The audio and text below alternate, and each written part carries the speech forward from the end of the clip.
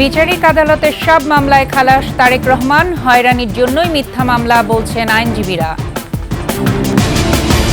কালো টাকা সাদা করতেই প্রতীক গ্রুপ চেয়ারম্যানের রেমিটেন্স নাটক খতিয়ে দেখার তাগিদ। রূপগঞ্জে ফসলি জমি গিলে খাচ্ছে হাউজিং কোম্পানিগুলো, প্রতিবাদ করতে গেলেই হামলা মামলা।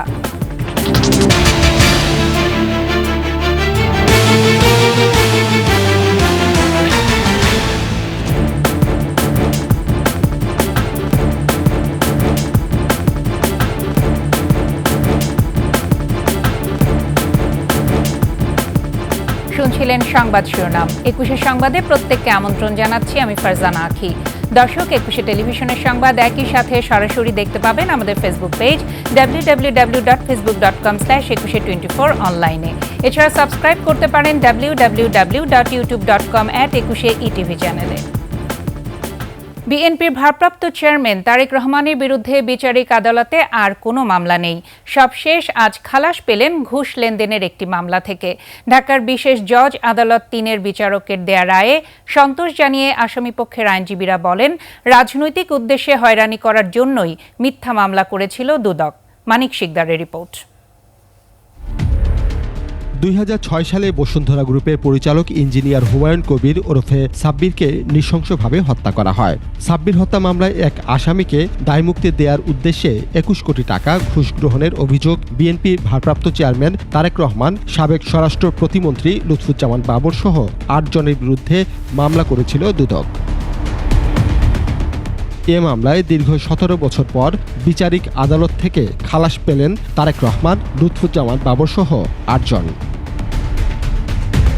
রায় ঘোষণার পর আইনজীবীরা বলেন, মামলায় সাক্ষীরা কেউ ৮ আসামির বিরুদ্ধে সাক্ষ্য দেননি। মামলাটি ছিল পুরো মিথ্যা ও বানোয়াট।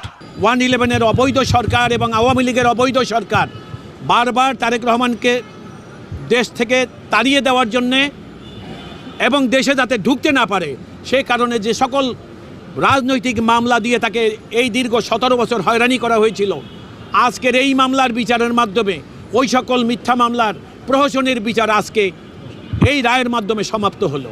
মিথ্যা মামলা দিয়ে হয়রানি করায় তৎকালীন দুদক কর্মকর্তাদের বিরুদ্ধে মামলা করে ক্ষতিপূরণ চাওয়া হবে বলেও জানান আইনজীবীরা।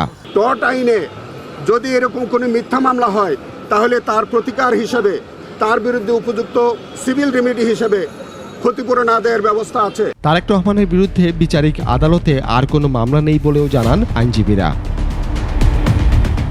মানিক শিকদার, ২১শে টেলিভিশন, ঢাকা।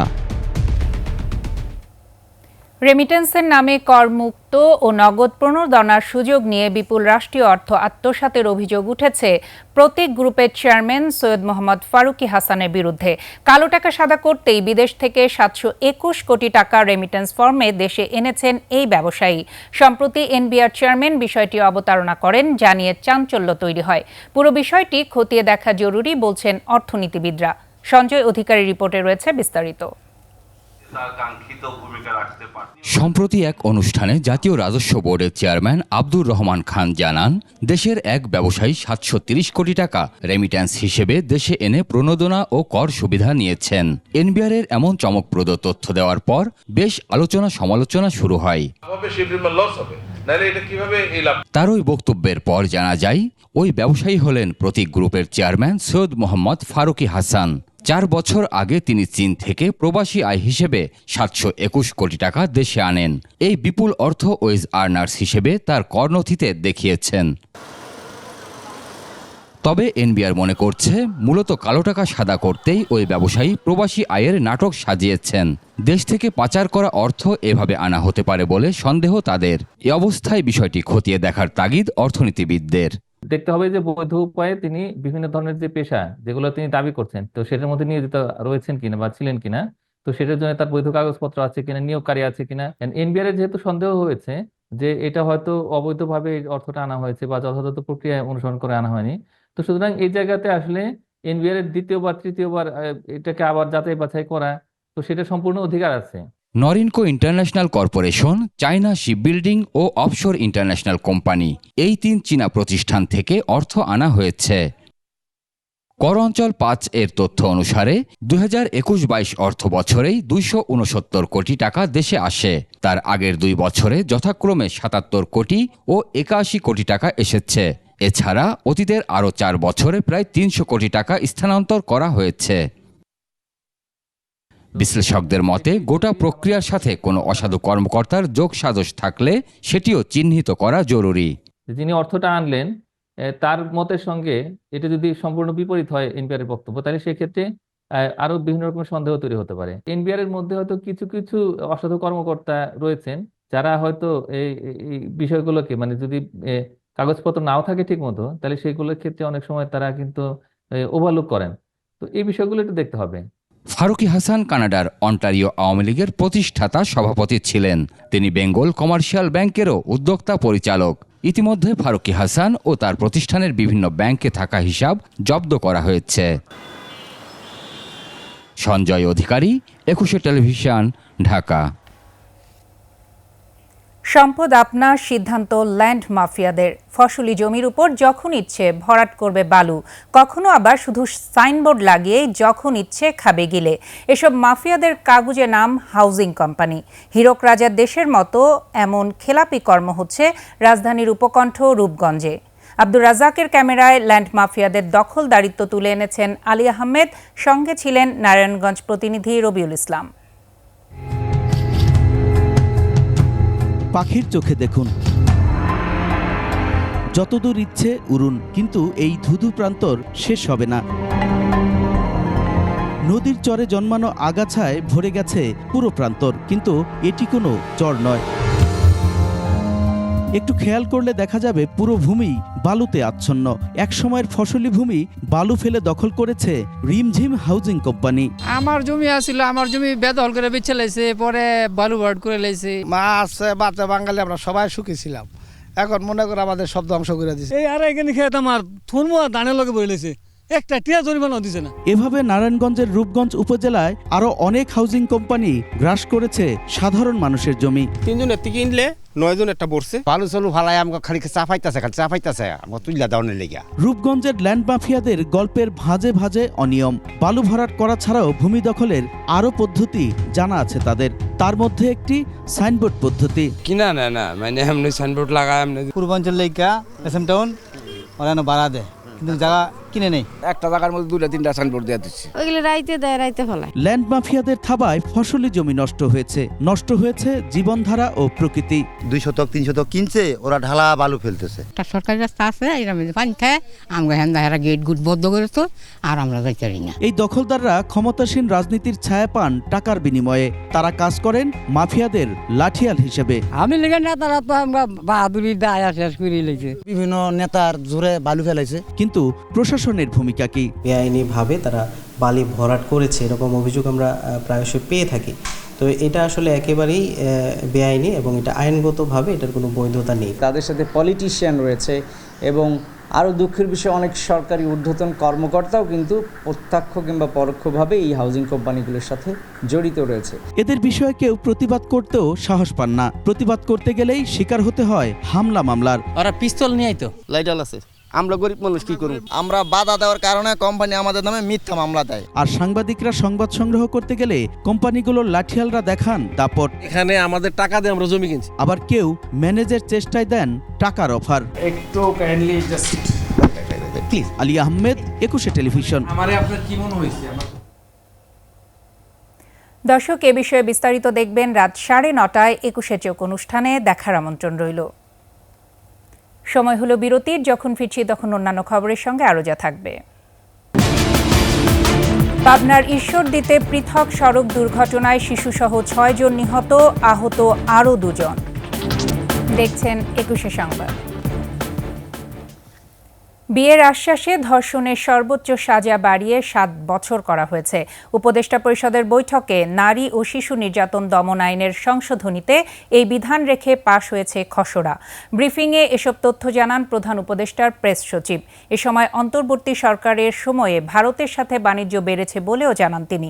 মেহেদী হাসানের রিপোর্ট। ধর্ষণ ও নারী নির্যাতন প্রতিরোধে এ সংক্রান্ত আইনের সংশোধনী নীতিগত অনুমোদন হয় গত 17 মার্চ। এরপরও নারী অধিকারের সাথে সংশ্লিষ্ট একাধিক সংগঠনের সাথে মতবিনিময় করেছে সরকার। বৃহস্পতিবার উপদেষ্টা পরিষদের বৈঠকে সেসব আলোচনার পর পাশ হয় নারী ও শিশু নির্যাতন আইনের সংশোধনী। বৈঠকের পর প্রেস ব্রিফিংয়ে প্রধান উপদেষ্টার প্রেস সচিব জানান, সংশোধিত আইনে বলাৎকারের সংজ্ঞাসহ বেশ কয়েকটি পরিবর্তন আনা হয়েছে। প্রায় ঘণ্টাখানেক এই লটা নিয়ে ডিবেট হয়েছিল, হওয়ার পরে এই অ্যামেন্ডমেন্টটা এটা পাশ হয়েছে। তো এটার মূল যেগুলো ছিল সেটা হচ্ছে যে এখানে বলাৎকারের একটা নতুন সংজ্ঞা দেওয়া হয়েছে। এই মামলাগুলো ডিলে হওয়ার পিছনে ডিএনএ টেস্টের একটা বড় ভূমিকা ছিল। তো সেই জায়গাগুলো কিভাবে অ্যাড্রেস করা যায় সেইগুলো মেজার নেওয়া হয়েছে। বিয়ের প্রলোভন দেখিয়ে ধর্ষণকে সম্মতি ব্যতি রেখে ধর্ষণ থেকে পৃথক করা হয়েছে। এটা নারী ও শিশু নির্যাতনের কেসের মধ্যেই থাকবে, বাট আলাদা একটা সেকশনে হবে। না, এটা আলাদা অপরাধ না, একই অপরাধ, কিন্তু সেই একই আইনের আওতায়। তো এখন আগে যেরকম ABCD এরকম ছিল, সেটাকে এরকমভাবে আলাদাভাবে হচ্ছে। প্রেস ব্রিফিংয়ে জানানো হয়, ভারতের সঙ্গে সম্পর্ক খুবই ভালো। অন্তর্বর্তী সরকারের এই 7 মাসে দেশটির সঙ্গে বাণিজ্য আরও বেড়েছে। আমাদের সম্পর্কটা ভালো, তবে ভিসার বিষয়ে কিছু জটিলতা আছে। তো সে বিষয়ে আমরা এটা ফরেন মিনিস্ট্রি বলতে পারবে। মেহেদী হাসান, 21 টেলিভিশন, ঢাকা। সাবেক সামরিক ও সরকারি কর্মকর্তা, এনজিও কর্মী, ছাত্র ও বিভিন্ন পেশাজীবীদের নিয়ে ইনসাফ জিন্দাবাদ স্লোগানে আত্মপ্রকাশ করল জনতার দল। রাজধানীর খামারবাড়ি কৃষিবিদ ইনস্টিটিউট মিলনায়তনে নতুন দলটির আত্মপ্রকাশ করে। জনতার দল আত্মপ্রকাশ অনুষ্ঠানে বিভিন্ন রাজনৈতিক দলের নেতারা বক্তব্য রাখেন। নতুন দলের চেয়ারম্যানের দায়িত্ব নিয়েছেন সাবেক ব্রিগেডিয়ার জেনারেল শামীম কামাল ও মুখ্য সচিব ডেল এইচ খান। চেয়ারম্যান তার বক্তব্যে বলেন, যোগ্য নেতৃত্বের অভাবে একটি জাতি ব্যর্থ হয়। জনতার দল সৎ, সাহসী ও সুশিক্ষিত নেতৃত্বের মাধ্যমে জনগণের কল্যাণে কাজ করবে বলেও মন্তব্য করেন তিনি। পাবনার ঈশ্বরদীতে পৃথক সড়ক দুর্ঘটনায় শিশুসহ 6 জন নিহত হয়েছে, গুরুতর আহত হয়েছে আরও 2 জন। বিকেলে ঈশ্বরদী পাবনা মহাসড়কের বহরপুর ও ভবানীপুরে এ দুর্ঘটনা ঘটে। পুলিশ জানায়, ভলকা নামক যাত্রীবাহী বাস পাবনা থেকে ঈশ্বরদী যাওয়ার পথে উপজেলার বহরপুরে অন্য যানবাহনের সাথে সংঘর্ষ হয়। এতে ঘটনাস্থলে শিশুসহ 4 জনের মৃত্যু হয়। এছাড়া গুরুতর আহত 2 জনকে ঈশ্বরদী উপজেলা স্বাস্থ্য কমপ্লেক্সে ভর্তি করা হলে সেখানে মারা যায় আরও 1 জন। এদিকে উপজেলার ভবানীপুরে ট্রাকের নিচে চাপা পড়ে মারা গেছে 1 জন। আবারও বিরতি, যখন ফিরছি তখন অন্যান্য খবরের সঙ্গে আরও যা থাকবে। সবার আগে বিশ্বকাপের টিকিট নিশ্চিত করল সূর্যোদয়ের দেশ জাপান। সংবাদে আবার আমন্ত্রণ। পবিত্র রমজানে বেড়েছে রেমিটেন্স। মার্চের প্রথম 19 দিনের রেমিটেন্স এসেছে $2.25 বিলিয়ন বা $225 কোটি, যা বাংলাদেশি মুদ্রায় 27,000 কোটি টাকারও বেশি। বাংলাদেশ ব্যাংকের তথ্য অনুযায়ী এ সময়ে রেমিটেন্স প্রবাহ গত বছরের একই সময়ের তুলনায় বেড়েছে 78%। গত বছর মার্চের প্রথম 19 দিনে এসেছিল $126 কোটি। চলতি অর্থ বছরের জুলাই থেকে মার্চের 19 তারিখ পর্যন্ত মোট রেমিটেন্স এসেছে $2,074 কোটি, যা আগের বছরের তুলনায় 27% বেশি। চলতি অর্থ বছরের প্রতি মাসেই $2 বিলিয়নের বেশি রেমিটেন্স এসেছে। গেল ফেব্রুয়ারিতে এসেছে $252 কোটি 80 লাখ, জানুয়ারিতে $219 কোটি, ডিসেম্বরে $264 কোটি। অর্থাৎ অন্তর্বর্তী সরকার দায়িত্ব নেওয়ার পর টানা 7 মাস রেমিটেন্স প্রবাহ $2 বিলিয়ন উপরে রয়েছে। বাণিজ্য সংবাদ।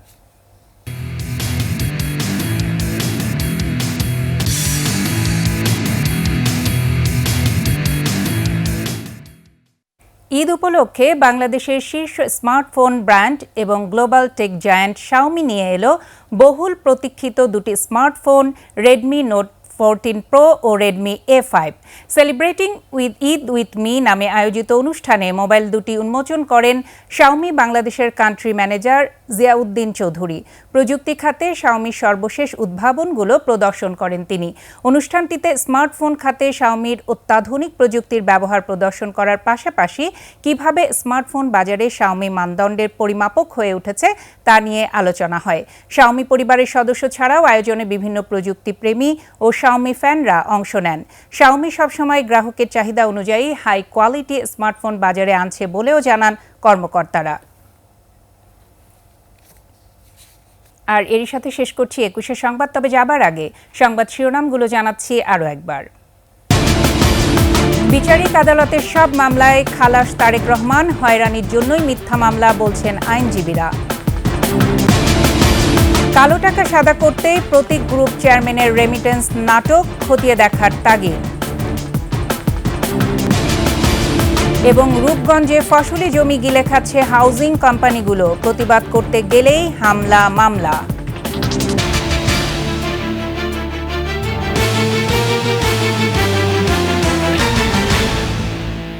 সর্বশেষ সংবাদ জানতে ডায়াল করুন 2024 নম্বরে আর ভিজিট করুন 21-tv.com এই ওয়েবসাইটে।